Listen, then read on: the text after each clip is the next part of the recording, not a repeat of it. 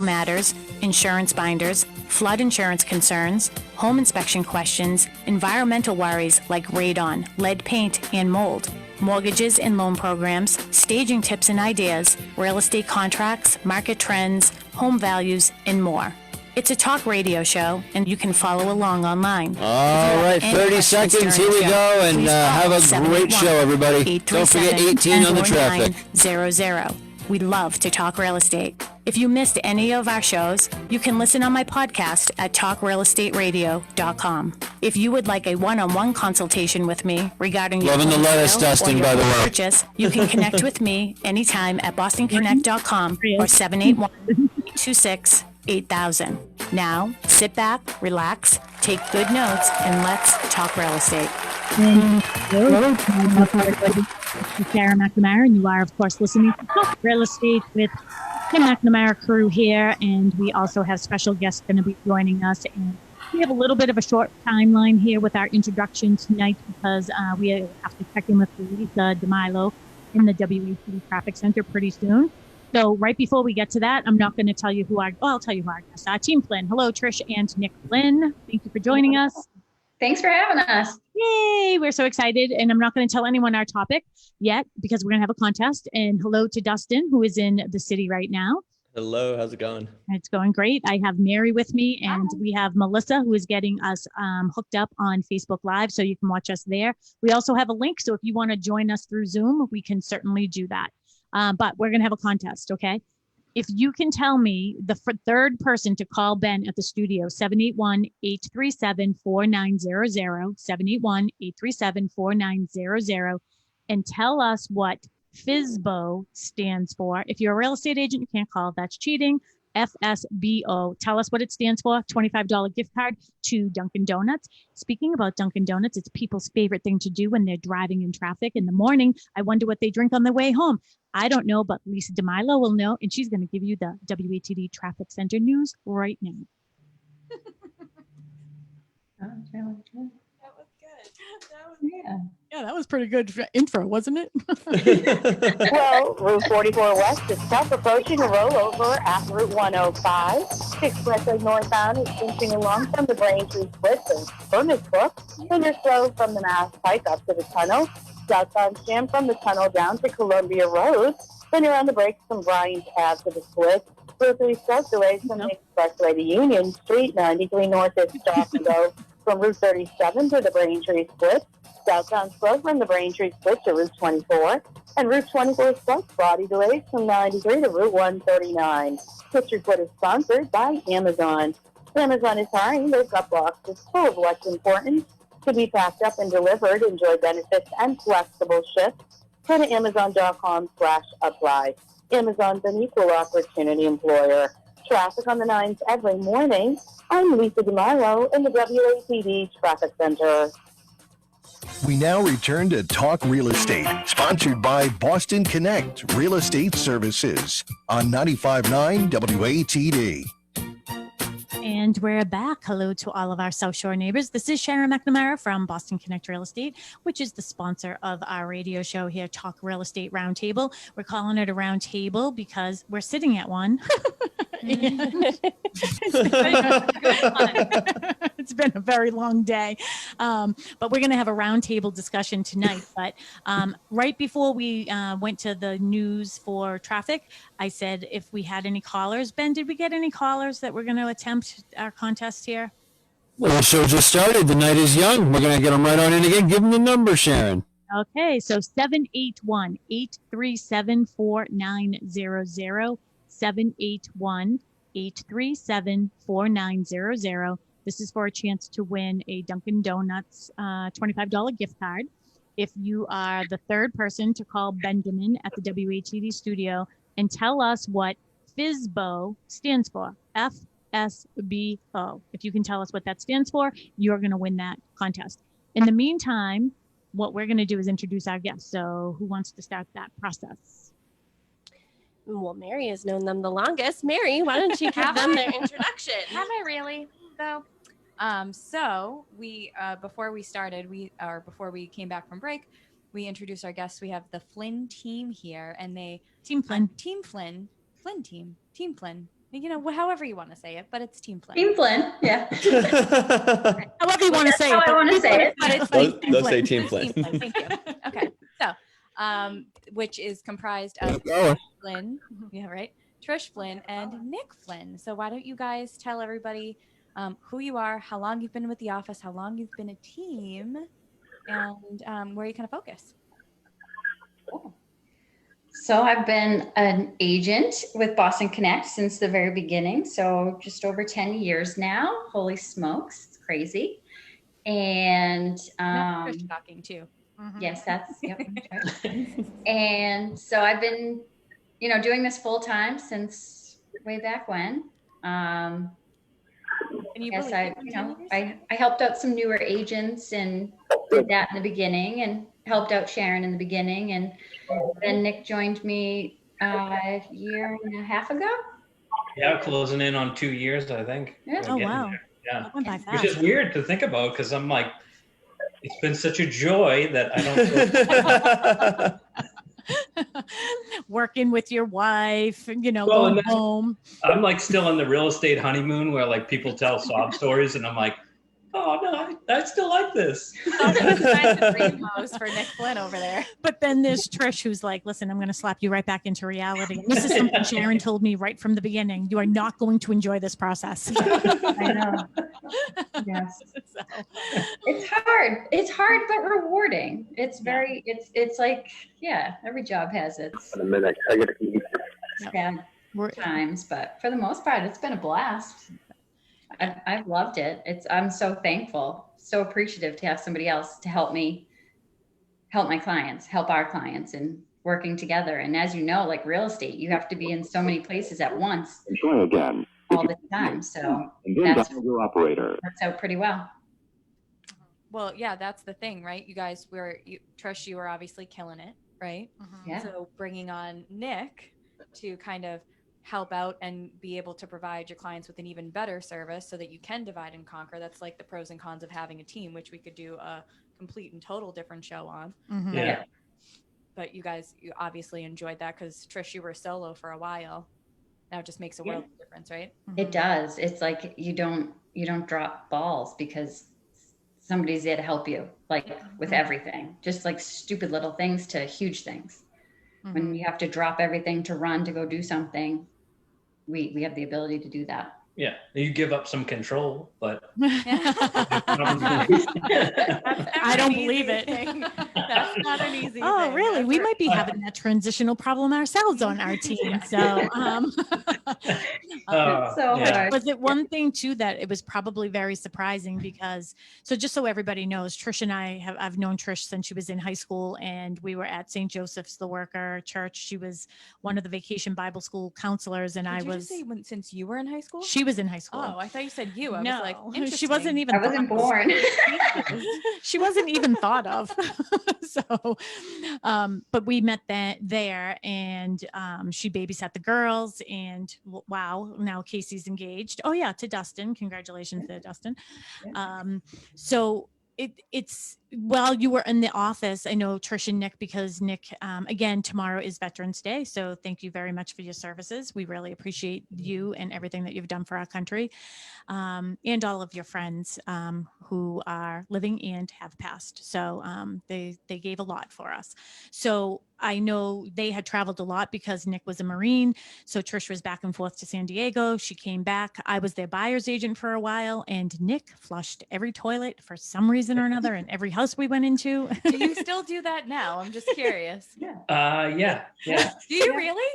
Yeah. What's the Yeah, I got a bunch more things that you could make fun of me about now. idiosyncrasies there? That's funny. So Let me show you my value here. Flush the toilet. that's what I do. And I have a report to go along with how much slow that is. So Trish and Nick were looking for their own house. They went back to San Diego. Then they came back. Trish is like, hey, can I talk to you about real estate? And we met at Starbucks. And she's like, oh, I got my real estate license. I was like, oh my God, I'm opening an office tomorrow. So she's been with me literally since day one. But Trish, was it, you learned by osmosis and baptism by fire? And it was really crazy because when Boston Connect opened, we just really never anticipated that people were just going to be calling and joining, and we grew so fast. So Trish was with me, she was with me all the time, taking notes, telling me I was schizophrenic after she looked at her notes. And then, which probably wasn't too far from off, but my notes still look the same way. But you learned that way, which probably isn't the best way, but like when you have to learn it yourself, and it isn't just like somebody spoon feeding you, which is why when you were a mentor, you weren't very like, here's the airplane. Was it interesting to you? Where's your notebook and pen? Get your notebook and pen and pay attention. That's and right. Don't ask me again. But was it interesting to you when you brought it over, when you were teaching Nick all the processes, how much you really did know, how much is really involved? And Nick, were you surprised at how much there really is that goes into real estate? That's a good question. Well, thank you. Yeah, it's amazing how much it's just like a flood of information in the beginning. Like you're just trying to like learn everything you can. So I always had Donna in the back too, and I'd be like, Donna, what does all this mean sometimes? Because Donna was the slow, methodical one, which was super helpful because I kind of got to see both sides of things. But no, like it was just like, put on your running shoes, Trish, and just keep up with Sharon and try to figure it out. I was like Googling things that I was like, what is this? What's coming out of her mouth? I have no idea. And it could have been like the most general term, but I was like, I don't even know what that means. I'm not going to ask her, so I'll figure it out on my own. Am I scary that people don't want to ask me stuff? Dustin puts me right in my place right now. I feel like I asked you a lot of questions because I was like, I'm going to do it wrong. Yeah. I'd rather not do it wrong. And it's very fast paced, and there's a lot to learn, and in every single transaction that you do is different. So it's so different. And there's just just the littlest things, like might be a huge deal in one transaction, and then in another, it's not even an issue, not even a thought. Oh, please. We have more stories from this summer, which I think we're just going to have like a night of tequila, and that's it. Tequila, no limes, no salt, just tequila. We all get a bottle. COVID stories? Yeah. And just talk about some of the crazy things that happened over this summer in the heat of the market. And that's the other thing too, Trish, is if you think about the learning process, you have these busier times, slower times, busier times, slower times, and just trying to like keep up with it all. It's a lot to keep up with. So someone have a question? No, we actually have a caller. Oh, we have a caller. Yes, okay. We have Jack from Plymouth who is on the phone. Jack, can you hear us? Yes. Hi, Jack. Are you here to ask us just a basic question, or do you have an answer to my question for that $25 gift card? I had an answer to your question. Okay, perfect. So what does FSBO stand for? For sale by owner. Yay, that's what it is. Congratulations. Woo! So we'll make sure that you talk to Ben and get your information so we can get that out to you. But I want to ask you a question. How do you feel about that topic? Because that's what our topic is tonight. And you're talking to 6 real estate agents. So we're curious what Jack thinks. Jack from Plymouth. I don't think it's a good idea. It'd be like somebody who dabbles in car repair trying to fix your brakes, So, and for the fee that is charged, it's probably well worth it. So I am not a fan of for sale by owner. Okay, great. I am so glad that you said that. So we're going to make your gift card $50. Okay, Yeah. Mel? You are A-okay in my book. You are A-okay in our book because we don't know Jack. We didn't ask him to say that. But it seems to me that the people who, and he's really right, like, are you going to go to a car wash to get your brakes fixed? Are you going to go to a surgeon, if you need to get your eyes checked, they're in there taking out your liver and you're like, wait, I just wanted to see better, So that was a very, very good analogy that you did. So we are really, for real, going to make your gift card $50. You just have to give all your information to Ben when we hang up. Well, we're not going to hang up. We don't hang up. Did you have any questions for us, Jack, about any of this topic? No, it's been interesting listening, though. Thank you for doing the show.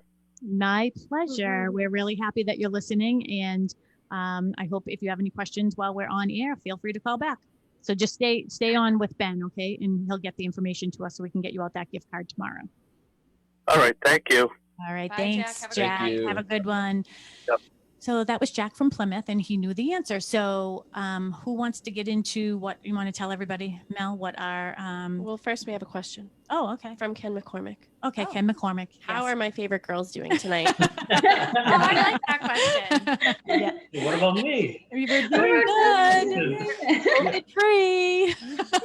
So we're doing good. I love Ken McCormick. He's great. He responded to my little post I did the other day. Is like, what do I do with all this stuff from the girls? And he's like, throw it away. I think I saw that. I think I saw that, and I liked his comment actually, because I'm like, meh. Well, it's funny because Mark said, just throw it away. It's a fire hazard. Like it's a fire starter. So Ken, See, we he's miss you. He's So looking out for you, Ken. yes. Go ahead. So tell everybody what our topic is tonight. So tonight we are going to be talking about for sale by owners. Jack from Plymouth told everybody that. But in the beginning, Trish, I believe you were the one who sort of started this whole conversation and why you wanted to sort of bring it to the radio show and talk about it. I know Dustin has worked on this agenda, but I know we wanted to do some pros and cons. I think all six of us might say, well, lots of cons, but Yeah, we'll try and be unbiased. we'll try to be unbiased. But Trish, was there anything that sort of came up that made you, want to talk about this? Or? We were able to get a buyer to purchase, or is in the process of purchasing a for sale by owner. Yeah, we actually have a couple going on this past summer. Yeah. Do we have a couple? Maybe it's it's an yeah, it's like an odd unprecedented amount. for us. Yes, kind of, like I've only done a few in my career, but we did a lot this summer. And I think it's funny because our first meeting to like look at the house, like I was getting like rapid fire questions, like, what about this? What about that? The septic, like, because I was like, have you tested the septic? Do you know? Oh, she's like, oh, it's probably going to fail. I was like, okay, do you know what happens with the timeline if your septic fails? Like, we gotta, you should have started like 2 months ago. So it was like, okay. And then I'm like, I mean, I'm thankful that she was willing to work with me, although she wasn't. Our buyers are willing to compensate us, but it's just so, like you said, like this isn't like a do-it-yourself type of thing. Yeah, I think like when we do get into the topic of money and things like that, we can get into kind of the detail of even specifically this example and what happened in terms of dollars with them. But it's such an odd topic because I think like nationwide, it's like 9% of sales, if that. But it's just weird that it like dominates so much of our minds, and we always bring up this topic. And whenever you're with a bunch of realtors, we always talk about FSBOs and things like that. So like I think even though there's like just a small portion of the market that does this, every time you walk into a listing appointment, you're faced with it to a degree. You know what I mean? It's almost like well, I may hire you, but I could do this myself if I wanted to. Mm-hmm. Yeah. It's odd. I think it's kind of unique to our industry. Mm-hmm. And that's the thing. I think at the end, they're looking at the amount of compensation, but they don't understand that that's for all of our expenses. You're split with your brokerage. That's one thing that I come up across all the time because I'm the broker owner of Boston Connect Real Estate. But what they don't realize is I actually treat myself like an agent on the same exact commission scale as all of our agents. Ours is actually different because I'm a team. So ours is actually even a little more difficult. So that is something that we come up across as well, is, that they feel as if they can do it themselves. One of the things that's frustrating though, is when we spend our time, energy, and money, and this happened to me probably about 3 or 4 years ago, somebody asked me to come over. I did a whole analysis. He knew that I was a certified staging professional. I gave him all kinds of ideas. Never once given me the impression that he was going to try to do a for sale by owner. And then what do you know? It comes in MLS as a entry only, where he paid $200 to get it on there. It looked like crap. Can I say that? I did. You did. And it had not professional pictures. It didn't have a floor plan. It had like junk piled in the corners. I could see pictures of kids' names on the walls. I could see what some of the toilet seats are up. Like it just was a mess. So everything that you wouldn't do. Exactly. to list- Well, some of the list things a that house. I do, he did. Oh, that's true. Yeah. So like lifting rugs and things like that. But he did take advantage of my time and energy. And you know, the thing that didn't bother me that I didn't get compensated. What bothered me is you took away my time. So you took away, I took the time to give you a price, put that stuff together. And we all know I spend a lot of time doing that. 2 minutes before you walk in the door. So, but no, there's a lot to do There's a when lot you're of looking research at that goes comps in the and back end. research and knowing the market.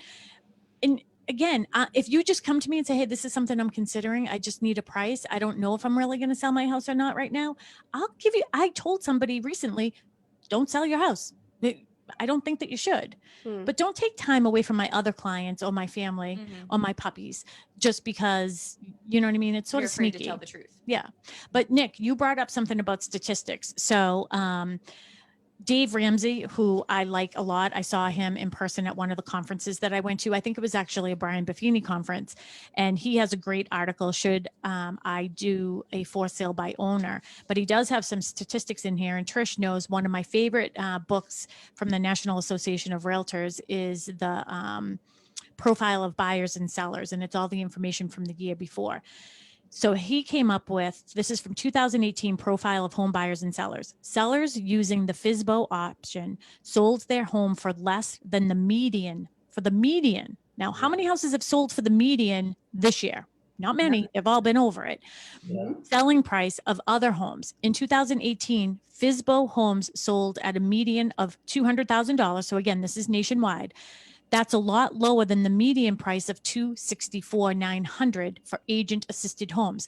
Even in that low price range, that's $64,900 difference.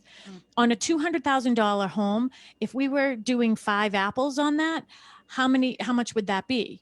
We can't talk antitrust laws, but you know what I mean? Like, what would a compensation on that be?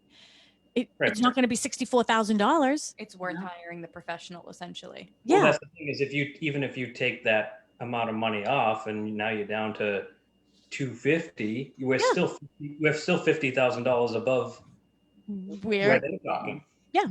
And then the other thing is, it says in 2018, 93% of home sellers worked with a real estate agent.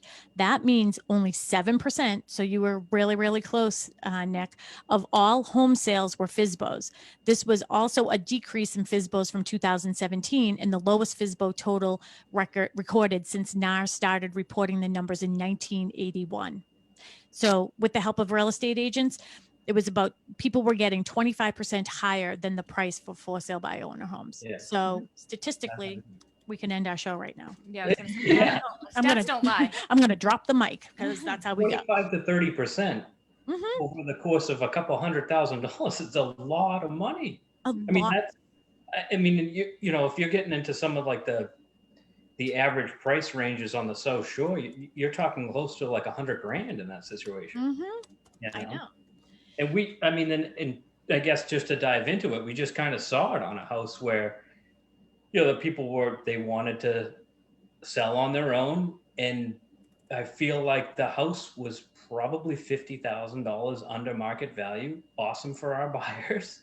But, if those sellers were a little bit more informed or hired an agent or consulted an agent, they could have been not only putting more money in their pocket, but our buyers still would have been, I think, happy to purchase that home at that price, knowing that it was fair market value. Right. Right. I have a lot of things rattling through my head, but I don't want to be the only one that's asking questions because we see Trish and Nick all the time. So let's let our listeners know, 781-837-4900. We are on until 7:30 tonight. So if you have any questions, please call us at the studio. We're happy to take some of your questions. Are there some questions on Facebook? Well, first, Kristen Howlett, she is a full-time realtor here at Boston Connect Real Estate. She commented on our video on Facebook saying, I'm writing an offer for a FSBO right now. And I actually talked to her earlier because she asked me about, holding escrow in regard to representing a buyer, during a for sale by owner. And also she had posted we have a private group on Facebook, and she had posted a for sale by owner. I think it was on Realtor.com or Zillow or something. And the person who had done the for sale by owner accidentally uploaded every single photo in his in his phone. So it wasn't just of his house; it was just pretty much every single photo in his. So that's also there were some interesting ones. Yeah, There were. Yeah. And then also we do have a question from Karen Monroe. How many hours on average does a full-time realtor work? On average? All right. So go ahead. Trisha, Nick can go first. Yeah, in a day. So you guys know Karen, yeah. That's hard. It's like, I mean, I don't want to be like 24/7 because I do sleep and I do, hang out with my children from time to time, but it's, I don't know, like from the minute you wake up, you're checking your phone, you're responding to emails, and then you go to bed and you're still getting text messages. So it's just not something that ever gets turned off. It circles back to what Nick was saying before about how it's just, it strikes you, like you said, a bunch of realtors in the same room, it just strikes you as different as like this industry is something where someone would think they would do that. And even a similar question like that is almost the general assumption that a real estate agent is not a full-time job. That is interesting, isn't it? That's one thing I love about having Dustin around, is he comes from a corporate environment where things are just so cut and dry. Like, this is the procedure and you do it. If you don't want to do it, then you don't have a job here anymore. Right. So, with independent contractors, sometimes it's difficult. I don't want to give you my paperwork on time, and he just is having a hard time understanding that. But it's very interesting if you talk to anybody who's in the industry and now he sees it. You are constantly going. He sees, when I'm on the boat, we're constantly looking at emails and always doing that. But from the outside perception of people is that you can just do this part-time. I'm in this group right now. It's like women empowering women in real estate or something like that. Did I tell you this? No. Oh, so this one woman wrote on there last week, I was furloughed, so I decided to go get my real estate license to help me with my to complement, to cushion my unemployment, just to supplement. I'm like, really? That's nice, because I use my real estate job to supplement. Like, that's what I do full time, so it is sort of frustrating that people think that you can do this part-time, because to do it right, you certainly cannot. Right. You can't. Yeah, and I think there's certainly like a misconception that there's flexibility, and there is to a degree. Like, you can do what you want when you want, but if you're not doing something now, you've got to do it later. So if you decide that you want to, take off from 2 to 5 o'clock in the afternoon, you're going to be doing stuff at 8, 9, 10 o'clock at night to make up for it, if you want to be successful. Right. So. And it's interesting too, because if you think about, Monday through Friday, that's when the attorneys are working, generally speaking, the appraisers, all of those people are generally working Monday through Friday, 9 to 5, which means the real estate agent has to be available for those times. But then when people get out of work, when do they want to see homes? After 5 and on weekends. So where does that leave the real estate agent, right? You have to be there in all times. And how frustrating is it when we're working with part-time agents? Oh, I don't get out of work until 5, so I can't respond to you until then. Well, get out of the business. That you're not doing your client any services. Yeah. Oh, sorry. Did I just say that? It looks like we might have somebody else calling. No, just as an example, this is another comment from Kristen Howlett of what we were talking about before, was she had come across a for sale by owner. They had an accepted offer on their home before hiring her for $480, which fell through. They ended up hiring Kristen, and she ended up selling the house for $540. Interesting. So that's $60,000 over asking. So and that's what just was the compensation? You know what I mean? So yeah. So that easily outweighs any argument that somebody who is saying that I want to do a for sale by owner because I don't want to pay an agent's commission, that easily outweighs 110% any commission that you would be paying that agent. You've just made above and beyond what you would have been paying them. That's more money in your pocket. Right. And don't you guys think, let's get down to some numbers and we'll do a quick question roundtable, just get everybody's response on this. When I'm thinking about a for sale by owner, there are several things that I think the consumer or us as agents think about that person. I want each one of us to sort of give an example of, what our thoughts are when we see a for sale by owner. Like one thing is like, people tend to think that they're unrealistic because they feel as if they can do it themselves. So any type of answer like that, like what are some of the thoughts that you guys have? We'll start with Trish and Nick. I just look at it as now I'm going to do 2 agents' jobs. That's literally what I was going to say. Yeah. And then they don't want to compensate you. Right. And then they don't understand the process. So then I become a nag because I'm like, well, I need this information. I need this for the lender. I need this. I need to be at your house to meet the appraiser because I want somebody to be there to meet the appraiser. I don't want just you there. I don't know. It's, yeah, I'm usually like, okay, here we go. I'll just do everybody's job. Yeah. And that's immediately what we say as soon as we bump into these situations. And I'm like, well, I feel like, to say it in your way, we should be asking for more apples because not only are you doing everything, but then you become a teacher and an educator throughout the process, which we're totally fine with. That's part of the reason why we're in this business, or a lot of the reason to help people. But, it's like, sometimes it's just. Well, the attorneys, I've been talking to a couple attorneys recently too, and they're frustrated with people doing that because what they're saying is, oh, now I'm in a situation where I'm not just giving legal advice, I'm giving the realtor advice. So they're coming to me for, what do you mean I need a Title V inspection? Or what do you mean it failed? Oh, what is a certificate of compliance? What do you mean I have to pay $4.56 per thousand when I sell my house to the state because that's called state tax stamps? What do you mean I have to have the final smoke cert done? What do you mean I have to have the final water reading? What do you mean that has to be paid before the closing? What is a CD? I mean, honestly. Yeah. Go on. I mean, that's just a little bit. That's nothing.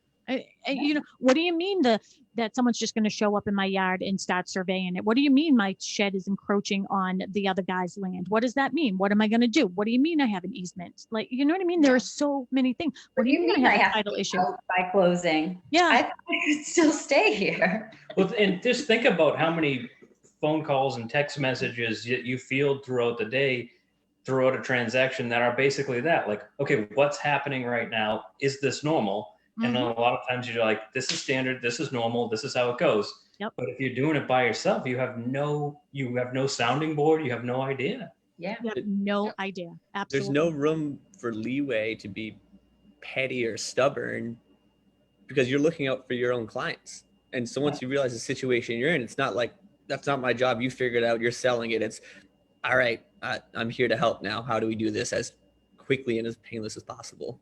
Yeah. Right. Dustin, what is one of your thoughts on for sale by owners? Because I have not come across one from the professional end, I see it from being a professional and knowing how much work that goes into it. It's just ludicrous to think it's worth it. And I know that it's different for everyone. If you only work 10 hours a week, or if you work 100, or if you make 100,000 or $10 a week, it's different for everyone, but it's not just the money. You're not going to end up getting all that money back. And is it worth your time? It's too much to think. It's not a hobby. Right. And it's not, think of what we were saying earlier when Trish was saying, or when Nick was saying that, I'm still on my honeymoon. I still like it. Even though we do like our job, we're not going home every day being like, that was wonderful. I'm so glad everything happened the way it did today. And so it's not a puzzle. It's not just like something you do after work. Right. And two, I mean, we use teamwork. Meaning I started to after 5 years. You're welcome, ladies. You're doing good. You're doing good. But, I think about like all the little tasks that we're putting in there, like meeting the appraiser, making sure you have the purchase and sales agreement, giving her a business card, asking if she needs any comps, like just little things like that. Like that's just one little piece. It's not second nature until you've done it for a really long time. So if you imagine that you're doing it one-off every 7 years, if that's how much you're moving, if you're a continuous for sale by owner, lots of things change in 7 years. So what is your thought on the whole process? I hope you don't use mine. So I won't, because I'm going to come from a buyer's agent perspective here. I would say I actually think it's easier to win them over and probably less competitive for my buyers. And I know I can get them a better deal. I'm just being honest. Like, I'm not up against 10 other offers. Usually there's no offer deadline because they don't know, I'm sorry, they don't know what the heck they're doing. They don't set timelines. So if I'm the first one in there, I'm almost guaranteed if I give them an offer that's good enough, they're going to accept it. They're going to shut everything down and I'm good. I'm in like Flynn. Now, see, that is a very good perspective. So you guys have been listening to the show forever. And one of the things that's great about the team aspect is Mary coming from a buyer perspective, me coming from a listing perspective, Mel sort of being that middle ground of falling in love with every damn love letter that she gets. Not anymore. I've become I know she's become hard in my old age. Yeah. But that is a really good thing. So to all the for sale by owners, buyers agents like Mary love you because she thinks you are dumb. Basically is what she just said. Because you're not smart enough to know how much money you should be getting for your house. That's kind of what I feel, to be honest. Oh, that's good. What are your thoughts? I'm trying to think of something that hasn't been said. I think that maybe before I started working in real estate, it seemed like it could probably be easy enough for somebody to do. And then now 6 or however 7 years later, I'm like, yeah, it sounds like you don't really know what you're doing. Like you just don't want to take the time, or you feel as though you can, do all these things. But, just because you sold the house 30 years ago doesn't mean everything is the same now. And but some people do have success with it. So we're not saying across the board. However, this is our job, so I feel as though our opinion is probably semi on the same page of like we've made a career out of this. Like this is hard. It's like if it's almost like starting a new job. Like you sell your house on your own and you've never done it, so like you are like sort of starting something new, but like you're only going to do it once. So it's like, all right, well, we might as well just hire somebody and potentially get more money for it. Yeah, absolutely. Well, that's a good point too, Melissa, because not every for sale by owner is created equal, just like not every agent is created equal. So you might get a really savvy for sale by owner that was an agent and just got out of the business, or or is an attorney. I mean, somebody who's familiar with the process, but that's maybe or took the time to educate themselves a little bit. Yeah, but that's maybe like 1% of the 7%. So one of the things that you also said that I think is interesting is, maybe you sold a house 30 years ago. Well, guess what? It was very different 30 years ago. So everything is different. So when I'm working with my clients who have been in their homes 25 to 30 years, they're like, we didn't do any of this when we were buying our house and selling our house. So there are a lot of things that are different. So they could get themselves in a lot of legal problems. Yeah. Right. So mine is with numbers. This is how I feel about it. So I always wonder where people are getting their number, so they do a Zestimate, they do all this stuff with Zillow. They'll show you that they're not accurate. But and I talked about this a lot on the radio this year. Okay. So we have the assessed value, what the town is thinking about what the value of your house is based on 2-year prior information sales. We have the appraised value, which is what a bank appraiser is going to come in and say, this is where I'm coming in based on what past sales we've had in the last 6 months. Then we have a market value. That's me basically saying this is what an appraised value is, but the market is very, very busy right now. Low inventory, that will push up your price. So my marketing value is a little bit more than what the appraised value is. Then we had emotional value, and that's what we have had for the last 5 months is emotional value. And that's people buying houses 50, 60, 70, 80. We've heard up to $120,000 over asking price. Okay. So all of these properties are in MLS. When they're in MLS, so if you're, I don't know how to explain. Okay, Mary, you're selling your house. Yep. You saw in MLS that a house just like yours just sold for $600,000. Yep. So you're thinking, I'm going to put my house on for $600,000 because I know that that's what the value is. And of course, your house is better than that house because nobody has an ugly baby. So, but for me, when I'm a buyer's agent and you tell me that, I'm also going to say, please take 5 apples off of the top of your number, because the value of your house is that number less the 5 apples that somebody got compensated for.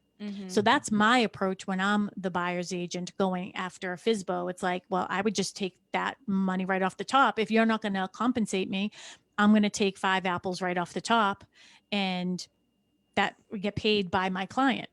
Right. So that's how I feel about it. What do you think? Of course, you went with numbers. That's your thing. That's my thing. Dustin, what are some of the questions that you had in your agenda for Trish and Nick? I was going to say before No, that's fine. Just touching on what Mary was kind of saying about having like a savvy Fsbo seller. I think from their side of things, at times they're thinking about having potentially lazy agents who aren't going to have their back, aren't going to do what they want them to do to represent them correctly.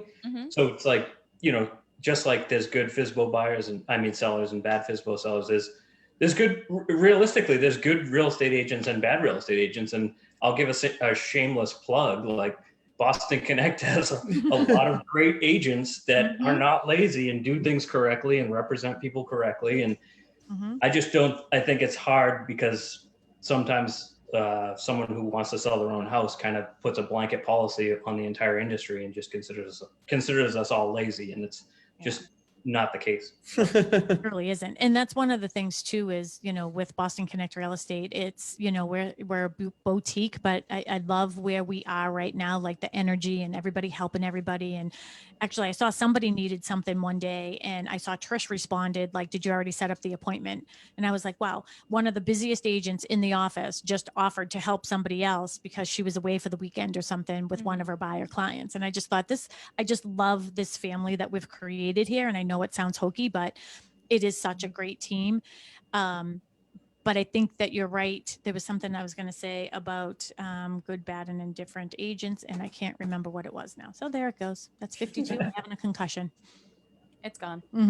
Didn't come my way. What was I going to say? Well, you guys can continue talking about something. We have 3 minutes until our 7 o'clock break. Just so our listeners know, you are listening to Talk Real Estate Roundtable here on WATD. If you have any questions for us, you can call us at the studio, 781-837-4900. Ben is in studio, and we can, after 7, we'll be here until 7:30. And we are also live on Facebook, so you can see us there. And if you want to join us on our webinar, we have a link there too. So you can follow along and see what we look like. Any other questions? No other questions. I just got Jack's information from Ben. So good. Jack, I'm going to send your gift card tomorrow. Yay. $50. Where is it to? Asking about this, and I thought she said 20 up front, but then I'm pretty sure she said 50. Yeah, I did. 50. I did, because I was so impressed with his answer afterwards that he agrees that doing this on your own doesn't make sense. So I liked his analogy. It was dabbling. It's like going to a car mechanic who dabbles to do your brakes, like a dabbler to do your brakes. It's like, No, I'm not gonna lie. I had like a random person do like a brake line for me like 100 years ago. So I paid them in Bud Light. So I'm not even gonna lie. It's where I was at in life. Okay? So. Well, you're still here to tell the story, so. Oh my gosh. All right. Well, we're coming up to the 7 o'clock break right now. We're going to do a little news break. Again, you're listening to Talk Real Estate Roundtable. We have Team Flynn with us. They are full-time real estate agents, husband and wife, with 2 beautiful, beautiful children. Pete is like over Luke now, right? I saw the pictures on the rock. I wasn't sure if you were trying to like say, look what a difference these many months can make, because there's no house in the background and then a house, or the kids. So, but you can, again, ask any questions that you have for Trish and Nick. Again, they're full-time real estate agents, and they service all of the South Shore, South Coast. They'll go down to the Cape. They'll go into the Boston area. They go everywhere. Having a team is giving you that ability to do that. And they have mom and dad to watch the kids. So it works out great. Yeah, 2 sets of moms and dads. So we will be right back after this break.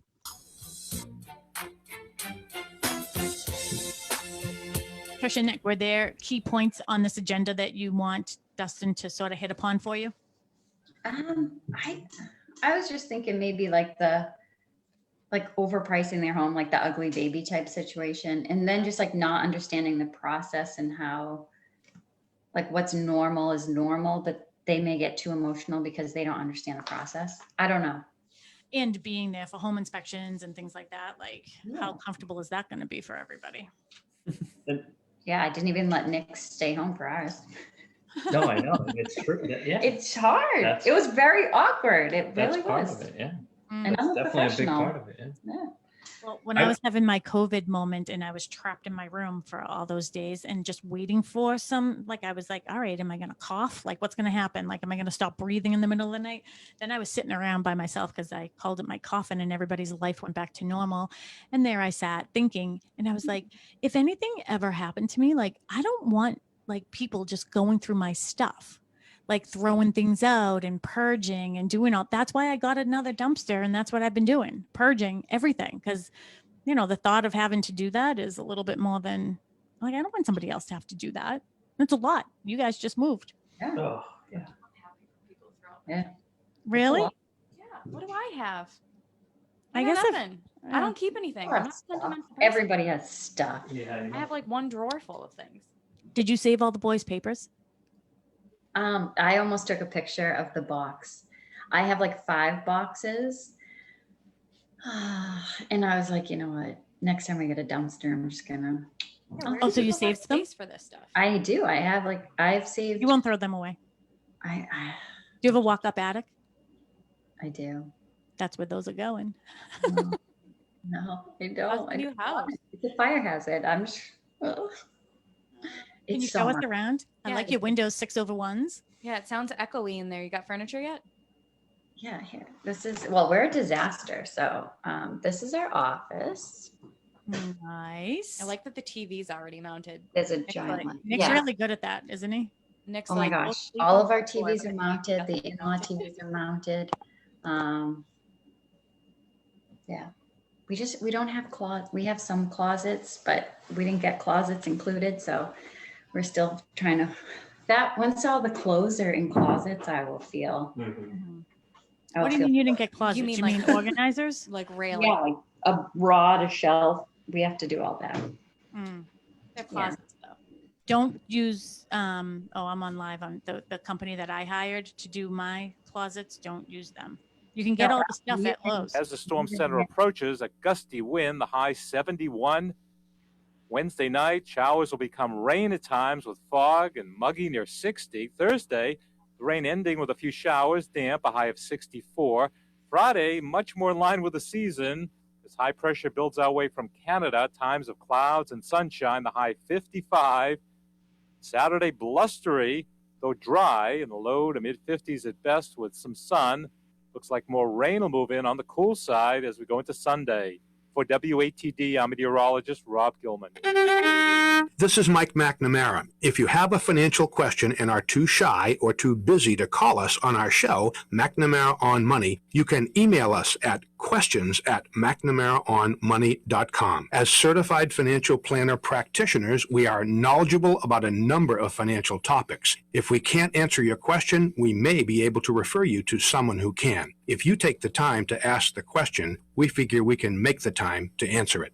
We now return to Talk Real Estate, sponsored by Boston Connect Real Estate Services on 95.9 WATD. And we are back. You are listening to Talk Real Estate Roundtable with Boston Connect Real Estate's broker team. Tonight, we are joined by full-time real estate agents here at Boston Connect Real Estate, Team Flynn. And if you haven't listened or want to listen to any of our past shows, you can go to talkrealestateroundtable.com. You can go to bostonconnect.com. You can call us here at the office anytime, 781-826-8000. You can follow us on social media at Boston Connect Real Estate for Facebook and on Instagram, or you can follow our team, McNamara Broker Team. And Trish and Nick, what are your little handles there for social media? Nick, what are her handles? Yeah, so I would say Team Flynn. Yeah, Team Flynn. Team Flynn. I think it's like Team Flynn, Boston Connect Real Estate or something. So if you go to Facebook, it's Team Flynn, Boston Connect Real Estate. Yep. Yeah. If you go to Twitter, it's Team Flynn Realty. If our website is teamflynnrealty.com. Yeah. Does anyone use Twitter besides Matt Mahoney? I know. That's where what he gets all of his news from. And he's the only reason I'm on there because I feel like I'm missing something. I make fun of him all the time because he's like, "Oh, did you see on Twitter?" I go, "No, because I don't use Twitter. I don't even have the app. Nothing. Like I got Twitter 100 years ago so I can follow John Mayer, and then he deleted his, so I did too. I am. I'm trying more of the grams now, as the kids call it, or the Insta. Sorry, The whatever. Insta. See, we don't What did you call grams? You're doing Yeah, the grams? That sounds like something the completely gram, different. The gram, know. no S. Gram, the I gram. can coin all kinds of new terms. Yeah. At least you're getting up with the times. All right, so tonight we're talking about for sale by owners. So Dustin, why don't you get us back on track, because now we're all laughing. So what are we talking about now? So we were going through an article from Homelight, which is a realtor referral company. I think they're based out in California. They gave us a bunch of pros and cons of for sale by owners, and I think we're just going to dissect these a little bit. And we're looking at emotionals. Trish, I know this was on your mind. Objectivity, it's your own house. Yeah, it's hard. You think you have a really good sense of maybe what it's worth or what you value, and it is tough to potentially, and more often than not, find out that not everyone is thinking the same as you. Yes, or you're like, they like your style. I like people sometimes like will over improve their house. Like they'll spend a lot of money on one room, like their kitchen, and they'll be like, oh, it's a designer kitchen. It's so beautiful. I handpicked every ounce of this kitchen, and you're looking at it and it's just ugly. Yeah. Oh, okay. But they're so proud of it. And then, we as agents, like we get feedbacks after showings and it's shared with our clients. And I always tell people, like, we don't sugarcoat it. We don't, we don't intercept it and make it sound nice. Like when it comes from the agent, like you're hearing it, you're seeing it. And so like, if you're a for sale by owner, like somebody's not going to tell you to your face, your kitchen is hideous. That's why your house is not selling. But we could tactfully explain, like maybe if we put a coat of paint on your cabinets, that may speed up the sale. It may be more attractive. More people will like it. But if you think you have the best of the best and you don't, like it's hard. Yeah, and like Sharon said, everybody, nobody thinks they have an ugly baby, and so it's tough. It's that there is like that emotional draw. You love your house, and a lot like me, for instance, when we sold our first house, I had done a ton of renovations to it, so I felt like a real personal connection. Spent a lot of time with it. Blood, sweat, tears. I didn't, you know what I mean? It's tough. What would be interesting, and I don't have the statistic, haven't looked up the statistic, but I'd be interested to know like how many real estate agents have another real estate agent sell their own home. Because of that factor, because of the emotional factor. You see it quite a bit. I just don't know. Oh, we had one right in our office. I mean, we listed for one of our agents. Yep. And it was, and again, even with her, like she did have very, very good taste, but the value of certain things, I was just like, no one cares. You know what I mean? So it is really difficult. I do know too, like sometimes at other offices when I was in when I originally worked at Ravis, when I was in Duxbury, and I know one of the agents put her house on the market and she asked me if I would do the open houses for her for that reason. She didn't want to be doing the open houses because of how people are, and people should be able to be honest when they're going through a house. Like if you go through and it's like, oh, this house smells like cigarettes, cat, whatever, you want them to be able to say that openly. But if they're saying it right to you, you're like, what? I don't smell anything. And one of the biggest pieces of feedback that we get from buyers is it's incredibly awkward when there's a listing agent at a home during a private showing. And then it's even more awkward when it's the actual seller. Yes. Doing the accompanied showing. Can you elaborate more on that? Just because I find this so interesting and I could not agree more. Yeah. I really couldn't. It like people Why is buyers it awkward? like they can't touch things, like they can't open drawers. They can't like openly talk about things like, oh, well, it's just quiet. And then sometimes as we walk out of the house, I can't even tell if they liked it or not. And sometimes like, oh my God, I loved it. I just felt so weird. Rushed. Rushed. Rushed. Yeah. I thought you said blushed. No, You opened up their rushed. closet and I saw her underwear and I blushed. You finish and you get outside and you realize you did not spend nearly enough time in there to even, and the whole time you're not thinking about the house, you're thinking about the owner and what they're thinking about. And Or you're, making small talk.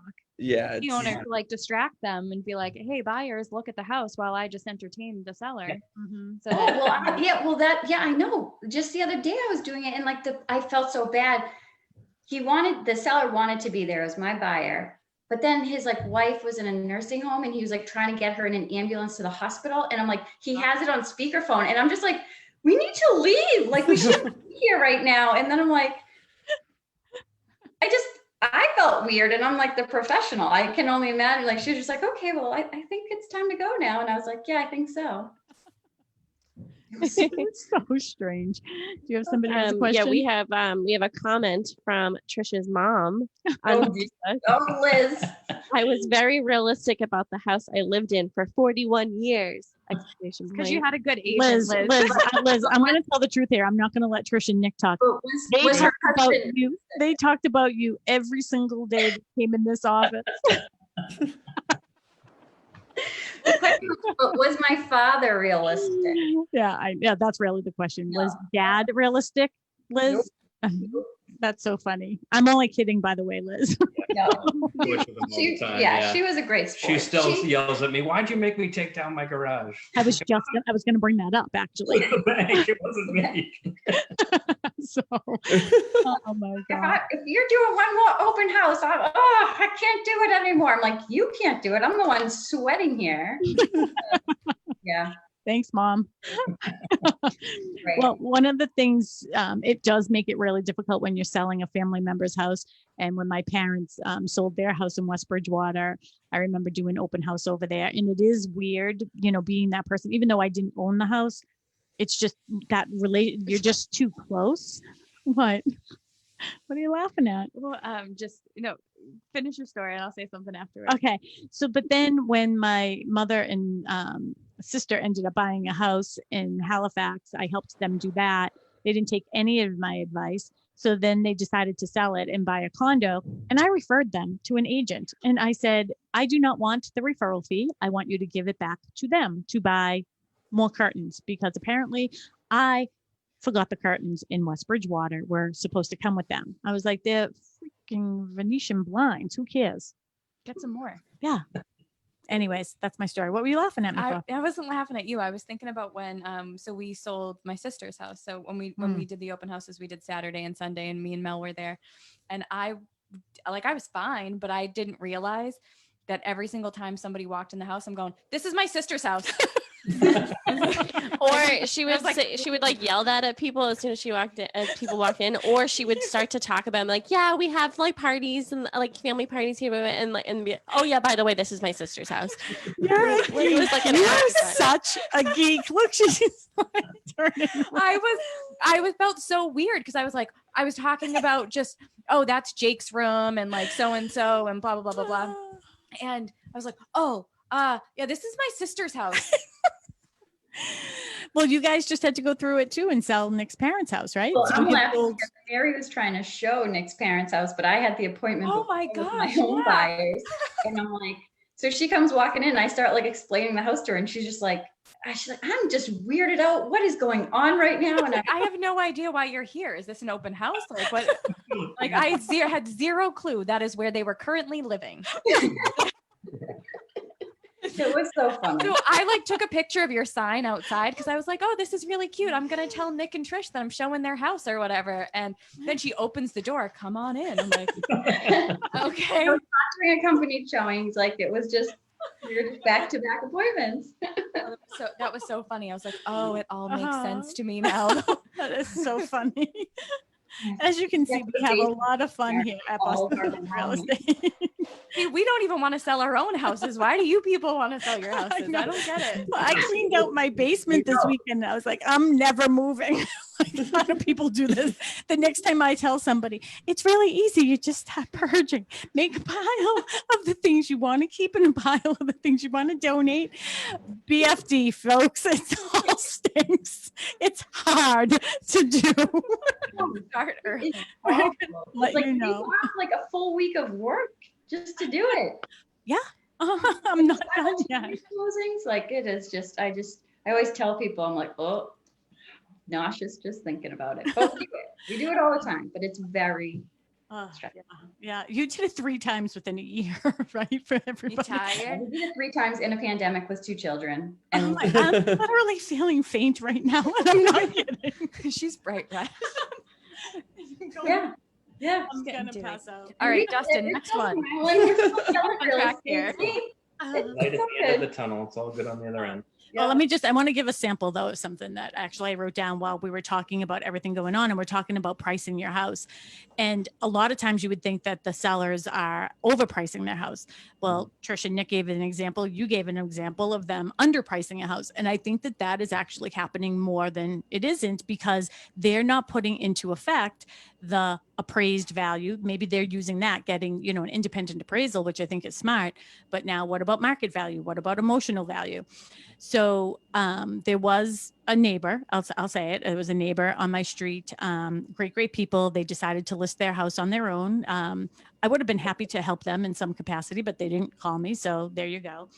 And they put their house on the market. As soon as I saw it, I was like, they underpriced it. Like, what are they doing? Like, I know, because I did a CMA for a very similar house in a very similar location, that I'm like, they underpriced this house. So then what they did is they wanted to make it look really, really nice. So before they put it on, so they repaved the driveway, and they wanted to make it a little bit wider, because they thought, this is one of the things for us that didn't always work. So we're going to widen the driveway. And they put the house on the market at a lower price. They got it sold. Then they had their septic system inspected, and it failed. Where do you think the leaching field was? Underneath the new driveway. Oh, wow. So they had to rip up the driveway that they just put down, because the leaching field was going underneath it when they widened it. So if they had hired us, any one of us right here would have said, before you put your house on the market, make sure you have it inspected. So, first of all, that's part of your pricing. You're not going to get dollar for dollar, but you should know. Yeah. What you're getting. Or should I increase the size of my driveway? No. Let me think about it for a minuscule of a second. Just things you don't have to do in order to sell your house. So at the end of the day, the worst case scenario. Yeah. So at the end I of don't the know day, how I've never heard that story before, because that is like top tier, no, sell your home, and this is what happens. I know. Dustin, there's a lot more for you to hear, friend. I know. And it just happened this year. So they underpriced the house. Then they had to do the septic system, and they had to do the driveway all over, and they underpriced it. So they saved $20,000 on compensation, and it cost them $75 probably to do everything else, maybe less, but there we go. Any other questions on Facebook? No, just a couple people chiming in. Your mom still. Very active. She needed all the advice from you. So You listen to all the advice? Oh, yeah, that's what she said. Mm-hmm.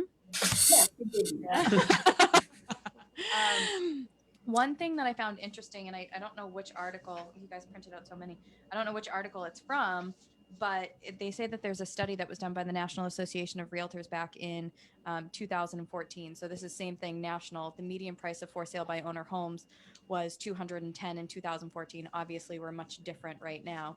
But when the for sale by owner seller knew the buyer, which happens in about half of Fsbo sales, which I find this quite often. So you're just selling to a friend, or you're selling to your next door neighbor or your next door neighbor's kids. The median home price was only $151,900. So that's $69,000 or something like that below. And this actually happened with some clients of ours this past year. We sold their house, and before we went on market, and we did a whole show on this, before we went on market, they were approached by the next door neighbor's family, and the family was willing to give them what they were asking. if they went kind of direct, give them what they were intending to put it on the market for.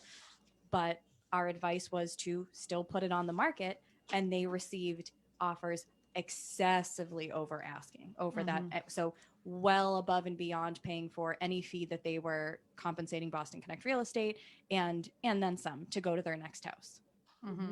So that's just a good point to put out there. It was a very good point, Mary. Thank you. Okay. Mary can read articles. Hey, I had a real life story to contribute. So Dustin, why don't we start firing some stuff at the Flynns since they are our guests tonight? Okay. So honestly, talking about money is the easiest thing to kind of visualize, and probably the number one reason someone would make this decision. And I think what we're getting at now is it's not always the smart choice. And the thing for me that is just up there with money is time. It's no matter how much you're saving, I don't think a lot of people realize the type of time that goes into it. And when we're dealing with transactions, that's the half of our job that has deadlines that you have to meet. I mean, it starts in the P&S, and you don't meet the deadlines, it doesn't happen. And so like, do you have the time to now start putting aside maybe your full-time job or your time with your family to not just put in the total amount of hours, but when it's needed to happen? Right. Yeah. So like if you're, a nurse or you have another job where like you can't be fielding phone calls or signing documents in a timely manner, or having somebody ping you to say, all right, this needs to get signed today, I'll upload it electronically. That's the other thing. We have so many tools and resources where, most people don't have scanners or printers anymore. Everything's electronic. But if you don't have the ability to send off a document to electronically sign, like, oh, here, we'll do an extension for, for 24 hours till we can wrap this up or whatever. It's just like, if you are working and you can't respond, it's like silence is deadly in real estate. Like if you don't respond, then people start creating, like, they don't want to sell their house anymore. Oh my gosh. Everything's people get in their own heads, and then they start freaking out, dreaming up stuff that's not even true. And then by the time they get back to them, they're like, oh, okay, yeah, here you go. And they're like, I don't even know if I want this house anymore, because do you even want to sell it to me? Because you didn't respond and I don't like you anymore. And it gets like so crazy. I think one of the things too, Trish, is with the time aspect of everything is, if you think about what we just went through, these past several months with how many showings, so how many showings, Nick, were on your parents' house? Ooh. On my parents' house? Yeah. I want to say there was it's probably close to 60. 60 showings. I mean, it was within 3 days. It's a nice house. Two open houses and then private showings. Yeah. I mean, it was one of those situations where there was a line out the door down the street for the open houses. Yeah. So how would the average homeowner, like Dustin is saying, they're working their 9-to-5 job, probably husband and wife are working. Then they're picking up the kids in between and feeding the dogs and getting everybody out to McDonald's when they have to get out for 60 different showings. You know what I mean? But now you can't get out, like you're going to get the kids out and your husband out. Who's going to stay there to let them in? You know what I mean? There's so much that goes into it. But I think a bigger part of this, when we'll get into finances, is the financial piece of this is when you have multiple offers. And how many offers did you end up with? I think I might have given you my spreadsheet, but you might have had your own. What? Yeah. So in the end, it was technically 17 that we were working on. 17. Yikes. Now think about out that. Of 60 showings. That's a good average. So 17 offers on that. And, they are very organized. But how does the average homeowner look at 17 offers and not even know or understand what this offer to purchase is? The other thing we have to think about is anything that person signs in the state of Massachusetts, if you sign something, then it's a legal document. So how many of these sellers are like, oh, I'm going to sell my house, but I want to find another house. And they verbally say that to the agent, and the agent's like, all right, great. Well, here's my offer. But nothing in there says seller has to find suitable housing, because they don't understand contingencies and the legal parts of this document. They're now held by that when they get to purchase and sales agreement. So there are so many scary parts to nuances. to do it on their own. So one of the biggest things I think we're running into right now is appraisals. And with everything going so far above asking, everybody, including real estate agents, are always worried about appraisals. So there's so many little things that we do as real estate agents to protect you in that situation. I mean, in that sale, for example, we had people go so far over asking price that we knew it wasn't going to appraise, but we ended up working with and qualifying a buyer that wasn't an issue, that wasn't a concern for them. And so, but if you do that on your own and you just pick the top number, you could be redoing everything in 3 months, putting it back on the market. And too, knowing how to get everybody at their highest and best. You get the 17 offers, but through the process, I'm sure you were saying, hey, Mary, I just want to let you know I now have 14 offers as your client at their highest and best. Hey, Melissa, I just want to let you know I have 14 offers as your client at their highest and best. And most times people are saying, oh, I want to change my offer. Then Dustin calls and says, hey, how many offers do you have now? Oh, I have 17 offers. Wait a second. I'm going to talk to my client and see if they want it. Is the homeowner going to do that? It's a lot of work. We had one on Beechwood in Hanson this year. We had 129 showings and 24 offers.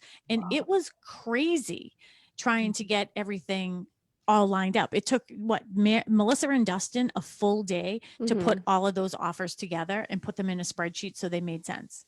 Yeah.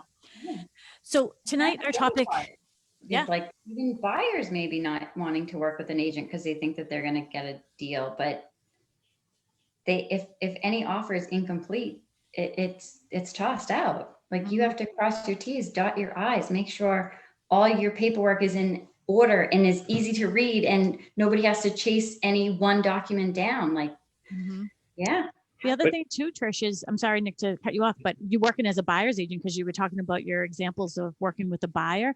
Think about buyers who are out there alone going to Fsbos. I was Holy mess. Shaking my head. Imagine That's scary because that seller could come up with anything they wanted for a price and the buyer isn't going to know any different, right? You guys, Nick, I want you to get your thought in, but we have 3 minutes left. So I want to make sure you get in. We want the Flynn team from Boston Connect Real Estate. Again, full-time real estate agents here at Boston Connect Real Estate. They're the best of the best. I will say that for sure. They're servicing all of the South Shore, South Coast. They'll go down to the Cape. They go into the Dorchester, Braintree, Weymouth, Quincy area, into Boston. So they are your team for all things here in our area. Get your final thought in and then make sure that we have time to give your contact information. So if anybody wants to sit with you for a one-on-one buyer consultation or a one-on-one seller consultation. So I was sticking along with that same vein that you were talking about with just dealing with competition and multiple offers and stuff, but also as a real estate agent, creating that competition. So I mean, it's capitalist economics. That's my small passive aggressive plug. Hopefully we still continue to have capitalist economics. But we drive competition. Real estate agents drive competition and create the multiple offer situation through a proven, created marketing system. Like anytime we walk into a listing agreement and we sit down with people, we have a marketing strategy and a marketing system and a plan. And it's always changing based on the market and where we are now in the market. So that's a very, very good point.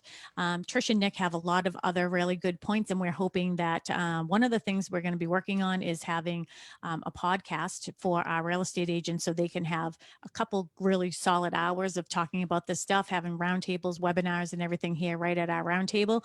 If anybody wants to get in touch with you guys, how can they do that? 781. I don't even know my phone number. 223-3286. Or you can reach us at teamflynn@bostonconnect.com. Yeah. Perfect. Again, that's teamflynn@bostonconnect.com. And you can always call the office 781-826-8000, 781-826-8000. We will make sure that your call will get to Trish and Nick and we'll be able to find you. So everybody, thank you so much for joining us. Any final thoughts from anybody else that they want to join? Because we have about 30 seconds left, I think. I wanted to steal Ken's line and say, like, don't screw it up, but it's like, don't do it. Yeah. Or sell by owner. Don't do it. Just don't do it. Selling your home, one of the most stressful transactions of your life. Yes. Yeah. Selling it by yourself is the one way to make it even more stressful. Good way to end. Thank you, Dustin. Woo! All right, everybody. We will see you next week. We'll talk to you later. Bye-bye. WATD FM Marshfield, WBMS. He's like, Casey's like, dinner's ready. You already left. Thanks, guys. You did a good job. So we'll, Dustin will put everything together tomorrow too, so we can forward it out to you with the link and do all that. Was this recording too? I think if this was recording, I think I saw something that we can put it. I was going to try to put that on YouTube, but we'll figure it out. You guys were awesome though. Thanks for having us. Appreciate Yes, it. anytime. I'll talk to you soon.